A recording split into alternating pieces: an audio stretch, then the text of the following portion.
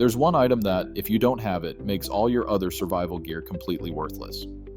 Most preppers spend thousands of dollars on knives, fire starters, water filters, and communication devices, but they completely ignore the one thing that determines whether any of that gear will actually save their lives. I'm talking about knowledge. Specifically, the knowledge of how to use your gear effectively under pressure. Because here's the brutal truth: the best survival knife in the world is useless if you don't know how to use it properly. The most advanced water filter is worthless if you don't know how to maintain it.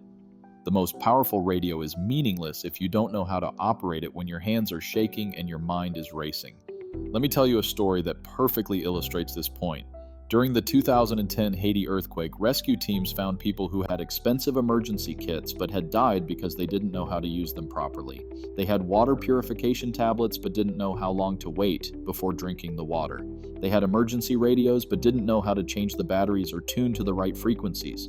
They had first aid supplies but didn't know how to treat their injuries. Meanwhile, other people survived with nothing but basic household items because they understood the principles of survival. They knew how to improvise, how to adapt, how to make the best use of whatever resources they had available.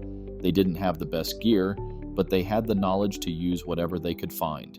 This is exactly why I wrote When All Hell Breaks Loose, Stuff You Need to Survive When Disaster Strikes.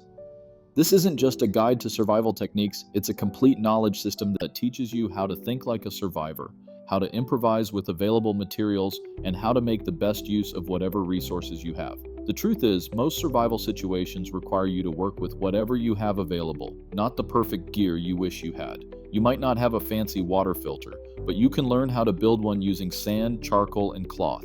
You might not have an expensive knife, but you can learn how to make cutting tools from broken glass or scrap metal. You might not have a GPS device, but you can learn how to navigate using the stars, the sun, and natural landmarks. But here's what separates the survivors from the victims. The survivors have trained their minds to see solutions where others see problems. They understand that survival isn't about having the perfect gear, it's about having the knowledge to adapt whatever you have to whatever situation you're facing. Think about it this way: if you were dropped into a survival situation right now with nothing but the clothes on your back, what would you do? The people who've invested only in gear would be helpless. But the people who've invested in knowledge would immediately start looking for resources, assessing their situation, and making plans to survive. This is why I always tell people, don't become gear dependent. Don't fall into the trap of thinking that buying more stuff will automatically make you more prepared. The most prepared person isn't the one with the most gear, it's the one with the most knowledge about how to use whatever they have available. Most survival guides focus on recommending specific products and gear, but they miss the bigger picture. They teach you how to use particular tools, but they don't teach you how to improvise when those tools aren't available. They give you shopping lists, but they don't give you the knowledge to adapt and overcome.